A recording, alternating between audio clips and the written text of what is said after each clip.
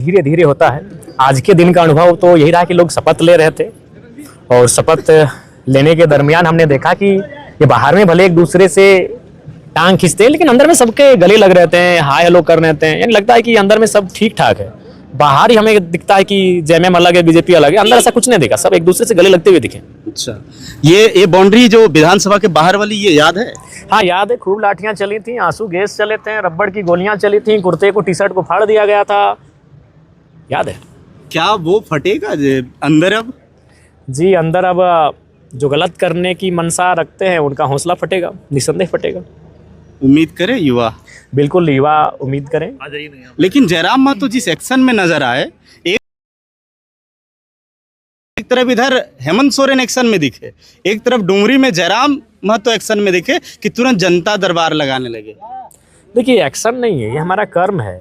जनता ने हमें चुना है अपनी समस्याओं के लिए, तो उसके लिए आपको जनता के बीच जाना चाहिए। जनता क्यों आपके घर आएगी? आप वीआईपी मेंटेन क्यों करेंगे? जनता आपके घर लाइन लगेगी, आप शौचालय गए हैं, आप नहाने गए हैं, नेताजी खा रहे हैं, नेताजी सोए हैं, क्यों जनता आपको इसीलिए थोड़ी चुनी है। तो मेरा सिद्धांत यही रहेगा कि जो भी मेरा जोन है उस जोन में एक निश्चित तिथि दी जाएगी और वहाँ जनता दरबार लगेगा। तो जूता पहन के कहे नहीं आए हैं? चूंकि आप पे एक आरोप था कि आप महंगा जूता पहनते हैं, कपड़ा महंगा हो गया, ये क्या आरोप? कौन सा सवाल है? आप लोग फटे फालतू सवाल महाराज करने लगे हैं। मतलब आप लोग गरीब की तस्वीर कैसा दिखाना चाहते हैं? गरीब आदमी नंगे रहे, नहीं बदन पे कपड़ा नहीं रहे, फटा हुआ है, कादो कीचड़ में लेटा हुआ है, मतलब आप गरीब की तस्वीर क्या इसी तरह देखना चाहते हैं? गरीबी पहले बताए, गरीबी की परिभाषा क्या है? कि उसके पास अच्छा प्रॉपर्टी ना हो, उसके पास अच्छा मकान ना हो। कुर्ता और जूता कब गरीबी की परिभाषा है भाई? कुर्ता जूता किसी कानून में लिखा है कुर्ता या जूता गरीबी की परिभाषा? गरीबी की परिभाषा मकान से है, वाहन से है, संपत्ति से है। मेरा वाहन को चेक कीजिए, मेरी संपत्ति को चेक कीजिए, मेरे मकान को चेक कीजिए। पत्रकार है और ये सवाल आप लोग करते हैं। तो आप तो गरीबी की परिभाषा कपड़ा नहीं है, कपड़े उपहार में मिलते हैं, प्रॉपर्टी उपहार में नहीं मिलता है। गरीबी की परिभाषा कपड़ा नहीं है। अभी आपका मुख्यमंत्री ने ये जारी किया है कि जिनके पास इतना जमीन है उसको राशन नहीं मिलेगा। क्या लिखा है कि जो कपड़ा पहनेगा वुडलैंड का उसको नहीं मिलेगा? कपड़ा गरीबी की परिभाषा नहीं होती है, वो उपहार का विषय होता है। ये कपड़ा माना जा सकता है कि जनता के बीच की? अरे आप चलिए ना महाराज, हम चलिए, आप चलिए मेरे साथ घूमिए, लोग क्या दे रहे हैं नहीं दे रहे आपको दिखेगा। एगो दूगो हम आपको भी दे देंगे। फील कर रहे हैं जी बिल्कुल, यही विधानसभा यहाँ से 200 मीटर का दायरा है। आज से 1.5 साल पहले नियोजन नीति जब लागू, मैंने 60-40 का फॉर्मूला लागू हुआ था, तो उसके विरोध में युवाओं का एक आंदोलन हुआ था विधानसभा घेराव का। उस आंदोलन में हम भी आए थे। पुलिस प्रशासन के माध्यम से आंसू गैस, रबड़ का गोला छोड़ा गया था। हमारे कई साथियों को लहूलुहान किया गया था। मैं उस दिन एक काले टी शर्ट में था, उस टी शर्ट को एडीएम महोदय के द्वारा फाड़ दिया गया था। जब हमें डिटेन कर रहे थे, पकड़ रहे थे, काफ़ी लाठियाँ बरसाई गई थी। और आज जब इसी सदन में आ रहे हैं तो एडीएम साहब भी बगल में वो सलामी ठोक रहे थे। तो अच्छा लगा कि यह लोकतंत्र की सुंदर लोकतंत्र में यही जो है जनप्रतिनिधि जो है उसका एक ताकत होता है। बिल्कुल, जनता के प्रतिनिधि हैं। जनता के प्रतिनिधि।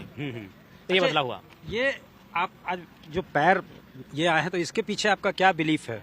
देखिए इसके पीछे मेरा बिलीफ और तर्क यही है कि हम उस भारत में रहते हैं, उस झारखंड में रहते हैं जहां लोग आस्था पर बिलीव करते हैं।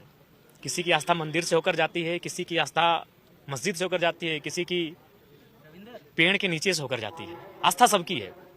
और जब उस आस्था के केंद्र में जाते हैं तो अनुमन अपने आप को, अपने मन को, अपने तन को साफ रख के जाते हैं, जूते चप्पलों को बाहर रख के जाते हैं। तो मेरा भी मानना है, और इस देश के 5वें प्रधानमंत्री चौधरी चरण सिंह जी कहा करते थे कि देश के किसानों, एक नजर रखना खेत खलिहान में और दूसरी नजर रखना लाल किला के मचान में।